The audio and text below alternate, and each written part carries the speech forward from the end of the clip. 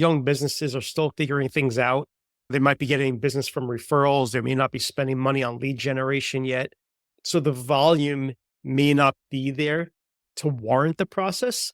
But I'm a big believer that you really don't want to have a business that's chaotic and that's growing really rapidly and then start building a process after the fact, because things are going to probably fall through the cracks.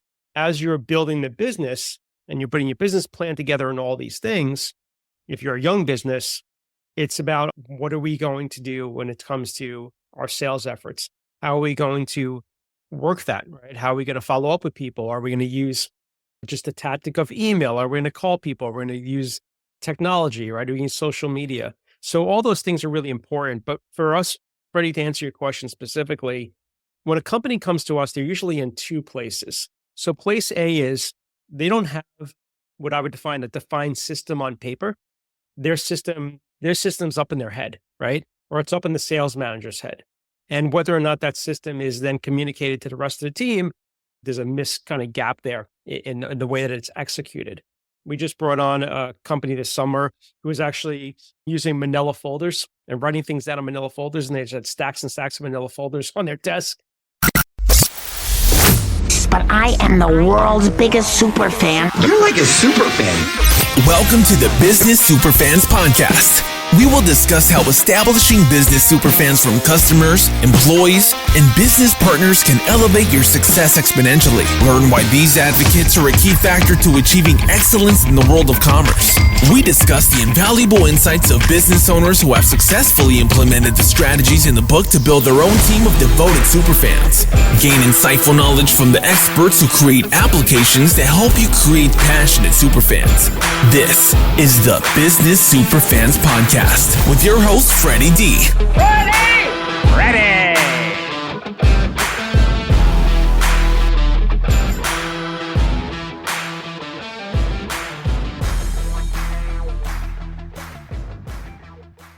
Joining us today is Jason Kramer, founder and CEO of Cultivating, a consulting firm specializing in lead nurturing and CRM implementation.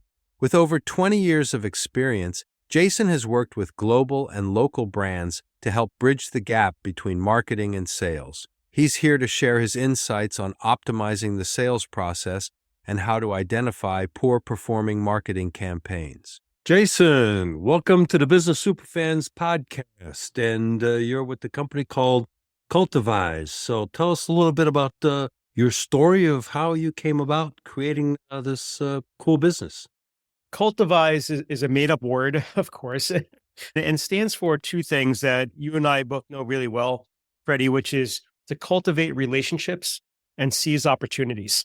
My background, which is a little bit unique in the world of CRM, is that I spent 20 years in marketing. I worked for marketing agencies as a graphic designer, global brands, small brands you have audiences never heard of. And what I realized being out of school just a few years, Freddie, was that there was an opportunity to help businesses that couldn't afford an agency, but also didn't want to go the freelance route. So I started my own agency. We were a small team. I ran that business for 16 years, built websites. We did a lot of great, cool things. But what it taught me was that there's a lot of moving parts to a business. At the tail end, before I sold that business, I started getting involved with email marketing, marketing automation, CRM. And what I realized was there were a lot of companies out there that were doing a lot of things to make the phone ring and to get people to fill out a form on a website or to come to a trade show booth. But what they were doing a really terrible job at, Freddie, is tracking all of that and then following up. And so therefore, they were spending all this money to hang that shiny object in front of somebody's eyes. But if they didn't snatch it and that person disappeared, that was it. Like they spent all that money for basically nothing. And so that's why I started Cultivating, to help businesses be able to not just find the right technology when it comes to CRM and other tools, specifically on the sales side, communication side, right? Sales enablement, but also what is the process, right? Helping you extract out of your own mind. What is our business process to find leads, educate them, and convert them and to follow up with them? And believe it or not, so many people don't have a process. And that's where it really all has to start. Oh, absolutely. Process is everything. And you hit the key thing there is follow-up. Follow-up is where the money's at. As you said, people spend money on a trade show or an event and stuff like that, get the leads, and they just sit there. It's Or they don't. mind-boggling. They're in a drawer, right? With the business Yeah, they're in cards a that no one ever drawer. I've closed more sales because of speed. And what I mean by that is I have a rule that if there's an inquiry made, you've got 15-minute window to Mhm. reach out to that contact. And if you reach out to that contact, that prospective customer, within 15 minutes, you set a bar because you beat everybody else. Second of all, as you know in sales, first guy in has the ability to set the bar Mhm. because they will probably look at some other competitors, but you've got the chance to set the bar and you can set it up pretty high so that competitor 2 and competitor 3 have got a long way to go to meet that bar. The second thing is you never want to be number 2 because number 2 always gets squashed. You either want to be the first guy to respond or the last guy because the last guy has a chance to beat the bar Mhm. and the middle guy always loses. It's systems to put them in place and making sure you follow up with the systematized process so that the inquiries don't get wasted. Absolutely. Couldn't agree more. So let's continue that conversation about some of the things that you do and offer your customers today. We talked before, right, about the process. Before we even get the process, we have to understand, is it a business that is ready to build a process, right? Young businesses are still figuring things out. They might be getting business from referrals. They may not be spending money on lead generation yet. So the volume may not be there to warrant the process. But I'm a big believer that you really don't want to have a business that's chaotic and that's growing really rapidly and then start building a process after the fact because things are going to probably fall through the cracks. As you're building the business and you're putting your business plan together and all these things, if you're a young business, it's about what are we going to do when it comes to our sales efforts? How are we going to work that, right? How are we going to follow up with people? Are we going to use just a tactic of email? Are we going to call people? Are we going to use technology, right? Are we use social media? So all those things are really important. But for us, Freddie, to answer your question specifically, when a company comes to us, they're usually in two places. So place A is they don't have what I would define a defined system on paper. Their system's up in their head, right? Or it's up in the sales manager's head. And whether or not that system is then communicated to the rest of the team, there's a kind of gap there in the way that it's executed. We just brought on a company this summer who was actually using manila folders and writing things down on manila folders. And they just had stacks and stacks of manila folders on their desk. Even they're a multi-million-dollar business, they didn't have a system, right? That was their system, right? Which is archaic to say the least. So that's one scenario. The other scenario is they have some technology. We work with a lot of manufacturers, a lot of B2B companies where they have an ERP system, they have a quoting tool, they have something that they're using that kind of runs their business, but it doesn't do everything, right? It's not a CRM, it's not a sales tool. And so we fill in the gaps. What is that system missing that we could complement and we could help make it more efficient?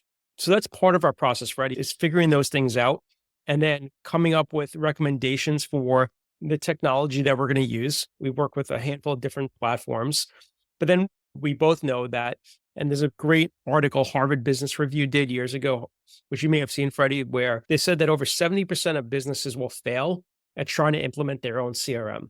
And the reason they fail is because it's overwhelming, right? You're using something you've never used before in terms of a piece of software.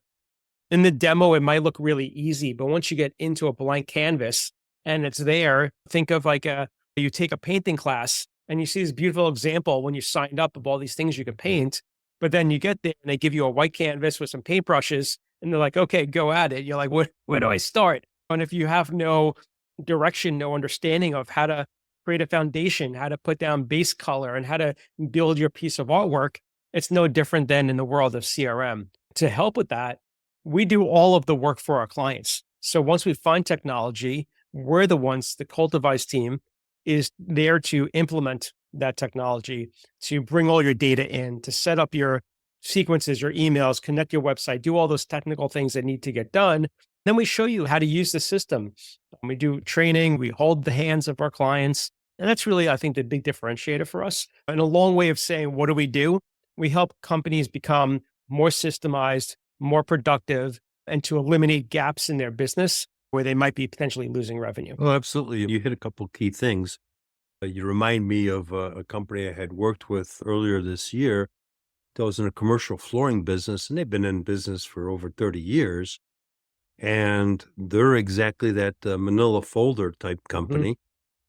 And they really don't know or didn't know what they were leaving on the table. They would bid a commercial flooring project, and that was it. They were waiting to hear back from the general contractor, no follow-up strategy. And if they didn't hear anything, I guess we lost it, and we'll just bid another one. They'd land a few, and so they were in business in spite of themselves. We implemented a CRM into their system and did some tweaks and some adjustments to some processes.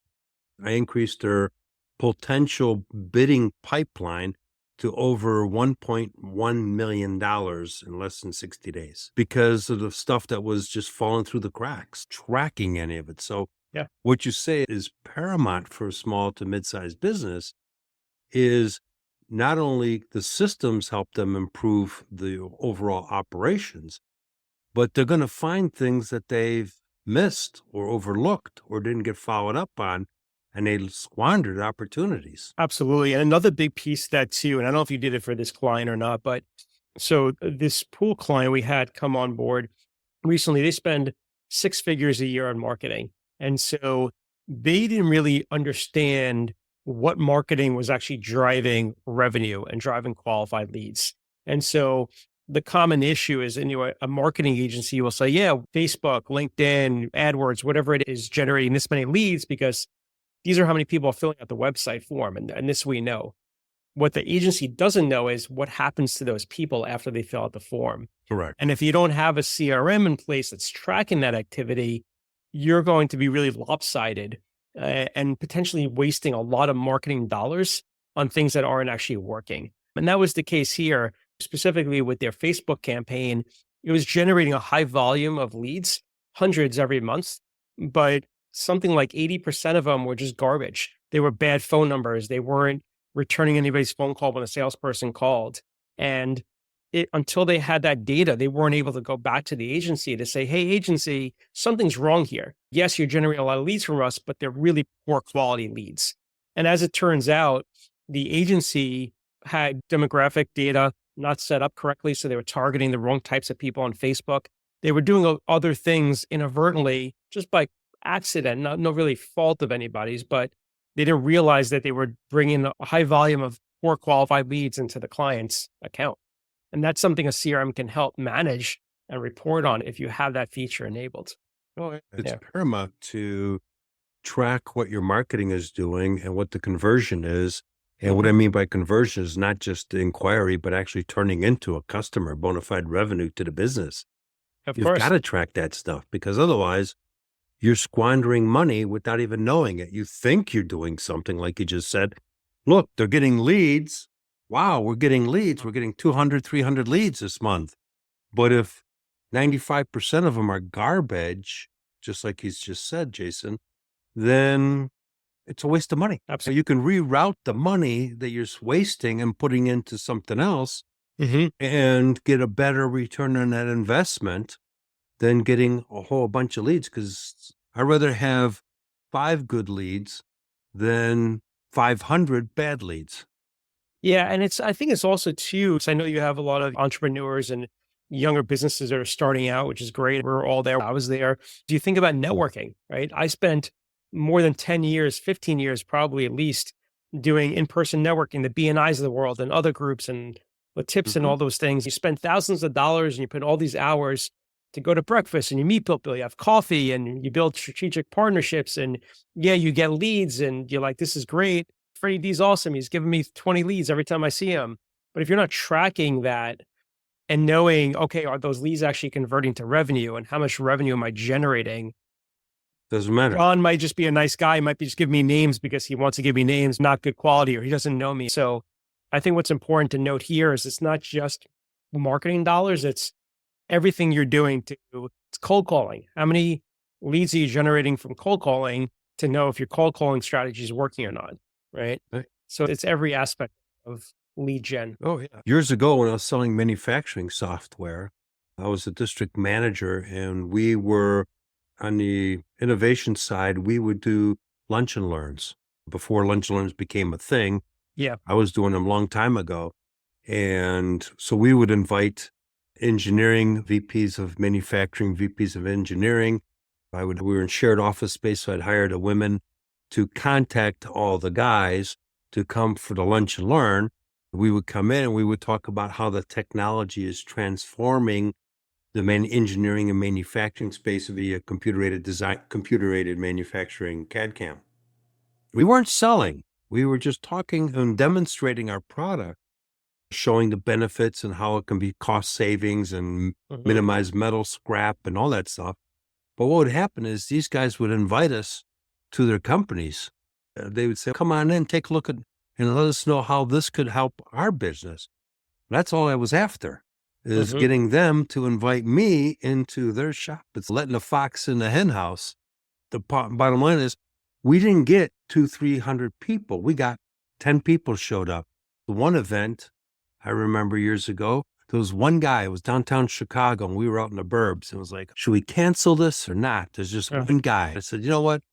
Let's go. And we had to carry the computer stuff. It wasn't laptops back then. It was big computer stuff.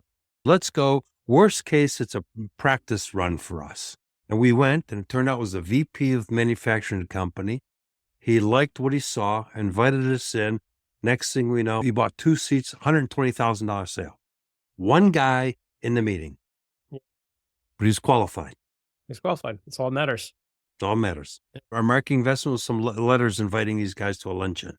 So exactly what you said, it's very important to be able to track all that stuff and get rid of the noise. Absolutely. So Jason, share us a story of one of the clients that you stepped in and what took place, and how did you transform them into your super fans that are out there telling all their friends about the great services that you guys provide at Cultivating? There's a lot of stories I could think of. On the Cultivating website, a fun thing I did a few years back is testimonials are good. Admittedly, I think that written testimonials are okay, but I was always after, how do I make them more personable, make it more human? So I hired one of my clients at the time who does video production. I said, I could interview my clients, but they may not be honest with me. They may not tell me what I want to hear. I got this great program where I can interview them remotely. I got the software. And so we interviewed a bunch of clients, which was really cool because I didn't even know what the questions were that he was asking them. I didn't know what the final product was going to be. And it turned out great. So to answer that question, Freddie, there was one on there, particularly actually 2 of them, like I briefly mentioned. So one was a catering company, but they also had a retail food service business. And they had software out the wazoo. They had a software for everything you could imagine. They had several different departments. Every department had their own software and nothing spoke to each other. Nothing was connected. And so retail was not connected to catering. Catering wasn't connected to events. And it drove the head of marketing absolutely bonkers, as you can imagine. And us coming in there and having a central platform that we could segment all their data and have their data in there from one central location was a huge pivotal point to make their outbound marketing that much more effective. What really helped them, many things helped them, but what was a pivotal thing I remember from that testimonial at the aftermath, if you will, of COVID. So we're doing a lot of lunch and learn virtual events where they would send product out to companies and to people and then get everybody together on a Zoom call. So they would all sample the product together, and for these more corporate businesses they were trying to do work with. And because they had the data from all this effort, they were able to have that be an extremely successful campaign. The attendance, I don't know the numbers off the top of my head, but the attendance for these Zoom meetings and the results for them were more than they would ever have imagined. And it was only possible because they had all this data in one place that they could do that from. And it filtered down to the rest of the team. It got the rest of the team excited, wanting to use the CRM, wanting to contribute data, wanting to make sure that data was up to date. Another one that quickly comes to mind, we do a lot of work with agencies. We love working with agencies, Freddie, because agencies get people to knock on the door, like we were talking about before, to generate that lead.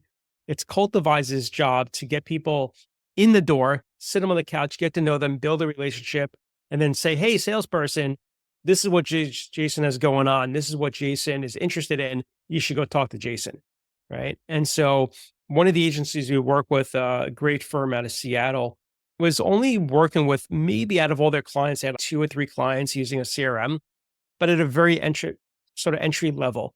And we worked with them for years, and we still work with them. In fact, they brought on, I think in 1 year, they brought on like a dozen new clients onto the CRM because they had us as a resource, right? Because they had our expertise in their back pocket.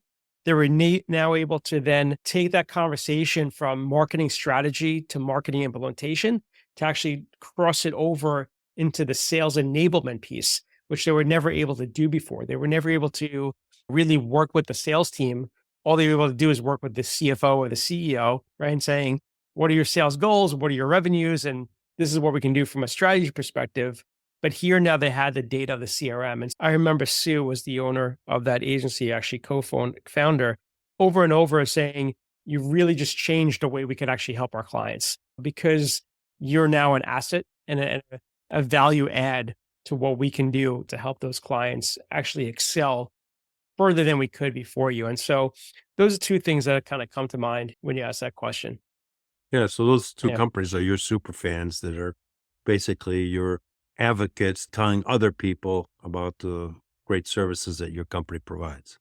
Yeah. And listen, at the end of the day, I'm all about education.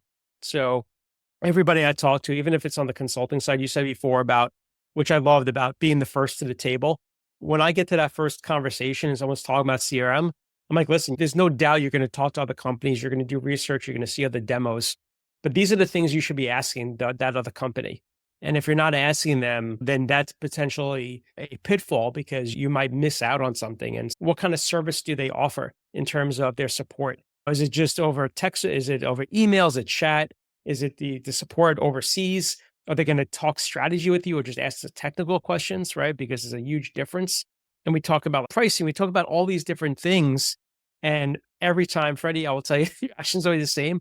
Oh, I would have never thought of that. I didn't think of that. Or I do catch them, like you say, in the third or last position. But, oh, what did this other company say about XYZ? And it's usually crickets because it never came up in conversation or they didn't know to ask.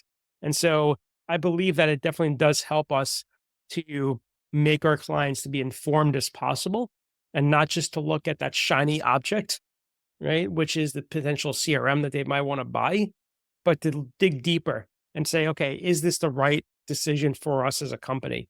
Like you say before, it's so easy to spend money these days, whether it be on marketing or anything else. And software is no different. When I was selling manufacturing software, Yeah. I would start off really dealing with management, executive management, or a lot of times the owner of a tool and die shop. I would basically say, look, there's about 4 or 5 of us in the same market space. They all do the job. Okay, that's reality number 1. So number 2 is I'd say, okay, let's talk about where you want to be in 3 years, in 5 years. What's your strategy? What's your business challenges? So I got myself out of the conversation of the software because I look at it as it's just a tool. But if you can change the conversation to a business strategy, what are the pain points? Okay, in the manufacturing, scrapping metal because the tool path gouged the metal. Now you can't use it. That's a $20,000 piece of metal that you just scrapped. What did that do to your profit margin? Who's your competitors? What are the challenges that you're experiencing against them? So we would talk about business growth and strategies. Then once I understood that, I went back and says, here's how our platform is going to help you achieve these things. I had all their bullet points. I had their pain points. And so I was able to boom, bam, boom, bam, bing, hit all those points. I know the competition wasn't doing that. They were too busy saying, my stuff turns right. It's blue. It's green. Yeah. They were into the Features and features. benefits. They were into the features and benefits. And I'm like, where do you want to go as a business? That changed the whole conversation, and I never lost because of that strategy. It just changed the game. Yeah, I couldn't agree more. So, and that's the fun part, because then you're into a whole different conversation. Not only that, but you're also going to get caught in that never ending circle that just keeps spinning with focusing on those features and benefits. I just actually, before we got on the call, was talking to a new prospective client that we just did an audit for to assess their current CRM and provide some strategy. And on that follow-up call, they were talking about, oh yeah, we want to add like this custom object field for this and do this. And what about tags? Should we use a tag? Should we do that? And I said to them, I was like, listen, that's all like secondary. We have to have a strategy first, like a business strategy. Otherwise, you're going to keep on creating all these customizations and configurations that will have really no use. And then next thing you know, everything's a big hot mess. I had to dial it back for them and say, let's spend a few hours building that strategy first, and then we could figure out how we're going to apply the tools and the features. Yeah, because those are two different things. Yeah, exactly. I know the answer, but I'm going to ask you to say the answer. Sure. How important is the data that you put into the CRM? If you want crappy data out, then you got to put good data in. Data obviously is king, right? What I think goes beyond that is the center of truth. So what I often see sometimes, Freddie, in larger organizations that maybe have multiple systems is that they have their data living in multiple places. They have their data living in a quoting tool and a project management tool and an accounting tool in QuickBooks and wherever. And so what happens is if you need to update a record, oh, Jason's title changed, his phone number changed, his email address changed. Where do you do that? Do you do it in every single piece of software? Probably not. You're probably doing it in the software that you, as your role, if you're the bookkeeper, you're probably doing it in the accounting software and nowhere else. So you need to have what we call like a center of truth, which sometimes could be an external sort of database we build for clients that manages all that data and connects it all. Because I think that's where data can get messy very quickly, is if you have different teams using different systems. The other big thing, I think that's a huge misconception. There's so many companies out there selling data. I won't mention any names, but no data you buy is 100% bulletproof and is perfect. Right. We see time and time again, companies assuming, oh yeah, I got this list from this trade show, or this manufacturer gave me a list of their vendors or whoever. Regardless of where you get it, the one thing I would say strongly to anybody listening, even if you're using a product like MailChimp, it doesn't matter. Before you send out an email to a list, definitely run that through an independent, what we call an email hygiene tool, and check the quality of that list, especially in the smaller businesses. If you start sending out emails to bad lists, you're potentially going to get blacklisted. Your domain credibility can go way down. Sometimes it's going to be irreversible. You can get blacklisted on Gmail. There's all these really bad things that can happen that you may not even realize are happening until it's too late. That would be something I would definitely urge, because that's all part of this, right? We talked about nurturing, and a lot of nurturing is done via email. And so that would be one thing I would just leave with, is the importance of having good quality data, good quality email addresses. And the other thing too, I think that to continue on that, is having conversations logged in one place for a individual within an organization. So if you're talking to Mary Sue at some company, all the correspondence should be, all the emails, all the text messages, all the phone calls, all the notes should be there. Because if you're not there and some other customer support person needs to step in and they have no idea what's been going on, that's disastrous, because Mary Sue's going to go, what's going on with this company? It's just a major negative impression to that customer. 100%. Couldn't agree more. Yeah. And a lot of it can be automated. Like, again, like you don't have to copy and paste every email you send. It could be linked right into the CRM to their profile. Text message be linked in. Voicemails, audio messages. In today's world, you get all that stuff. Yeah. You don't have to do anything, right? With the calendar, the appointments you had are all there. So yeah, now's the time to really use the technology. Remember tools like Goldmine and other original CRMs. They were a lot more clunky, a lot more manual. Now, like AI, even when note taking at meetings, like the notes are being taken for you, next steps are being written for you. It's pretty incredible of what's available if you know how to use it. Yeah, and that's Glad you brought up AI because that was something I was going to bring up. That's a game changer if you implement it properly. I was in a networking group, and this woman in our group was talking about that she was chatting with somebody and was getting answers and everything else. Then, about 10 minutes into a chat conversation, she realized that she was talking to a robot. It was as if it was a human being, but she got her stuff. And then she was actually connected to a live person Right. once it got to a certain point.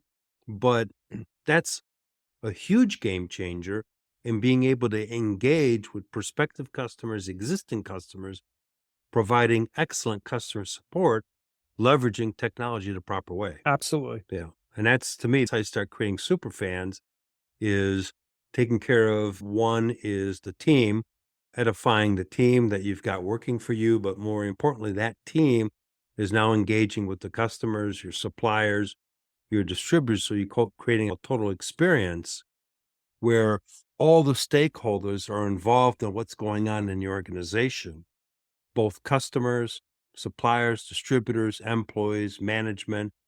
So now it's a holistic approach, and those businesses that implement that whole aspect, and just like you said, implement the tools properly that they need, can only go one way: skyrocket, because they got everybody behind them. Absolutely. So it's all about adoption, about everybody having also accountability. And that's one of the main factors of why these systems fail, is because there is no accountability in an organization. So if you have the recognition, I always say there's a few things, right? You have to have somebody there that's going to be the champion, that's going to take ownership of saying, we're going to do this. We recognize there's a problem, and we're going to stand behind it and make sure it gets done. You have them also doing the part, right? So it's not just saying, hey, sales team, go do this. They're doing it themselves. They're in the trenches. They're using the software. They're putting in data, right? They're doing what they want their team to do. Yeah, I'm going to expand upon it. It's got to be a collective approach. Yes. Because customer service is one end, delivery, if it's a service or a product, has got to be part of the conversation. Sales has got to be part of the conversation. Marketing has got to be conversation. But I think one of the biggest things is empowerment. You have to empower your team to be able to make decisions and be able to go ahead and take the initiative to do stuff versus telling them that they've got to do stuff. Whole different ballgame. Because they got ownership in it if they are empowered. And if they realize also that it's going to be a helpful tool, it's not something that, I think, a big misconception when it comes to the world of sales tools, sales CRM, whatever it might be, it's, oh, this is going to be more work for me. I'm having to do double data entry. And so if things are designed properly, that concern should be out the window pretty quickly for a company. I used to have, back decades ago, I created templates. And when I would go do a presentation to, let's say, a manufacturing company, and we would get all the people into the presentation, so it'd be the guys from the shop floor, be management, there'd be the owner of the company, etc. I made sure that I got everybody's name. Then when we got done with the presentation, I would go back to the office. I would send them all a thank you letter. Thank you for taking the time out of your busy day to look at our product and blah, blah, blah, etc. Jason, you're the guy on the shop floor running the milling machine. A couple days later, you get a letter that I was sending letters back then, and you'd open it up and you go, wow, you felt important, because nobody recognizes you. You're in the shop floor. And all of a sudden, everybody got a letter. So everybody felt appreciated. And we would win more sales because of the fact that it set the mindset that at post-sale, we would provide the best support. To wrap that part of it up is, it's important to have systems in place, like you said, because I had systems in place decades ago. They weren't as automated, but they still were automated. Of course, the point piece, I think I would say, is they were repetitive. That's the key. Yeah. Do you have another story that you'd like to share about one of your successes or what makes you guys rock stars? I would say what our differentiator is the fact that the world we live in, Freddie, isn't a one and done, meaning we're not designing a brochure or designing a logo and saying, hey, it's done. A CRM is a living and breathing thing. And you need a team that's going to not just do all the things we spoke about, help you with strategy, help you figure out how to integrate to your current processes and technology you're using, to build it for you, to show you how to use it. But you also need a team that's going to stay with you day after day, week after week, month after month, indefinitely to make sure that the system is doing what it's set out to do? Are the email campaigns you're sending getting the engagement, getting the results you're looking for? Is the website forms bringing in the type of data that you're hoping that you could actually use and segment? Are they working properly? Are those advertising campaigns that you set up still tracking properly? Is anybody monitoring that? How is that going to integrate to the CRM, right? A lot of times these things are thought of as an afterthought and not before. And so the biggest differentiator, I would say, beyond everything that we spoke about, Freddie, today, is that we are here as a partner. I don't think of us as a vendor to our clients. I truly think as us as an extension of their team, and we become family almost to them, right? And we're on that first name basis. We're there a phone call away, a Zoom call, an email away whenever there's a question. And there's that comfort level to say, we need to run this by Jason and his team before we actually go forward with this to make sure that we're not missing anything. And that's what we try to embody in terms of the relationship we have, is that just run something by us. Just let us give us our input on it.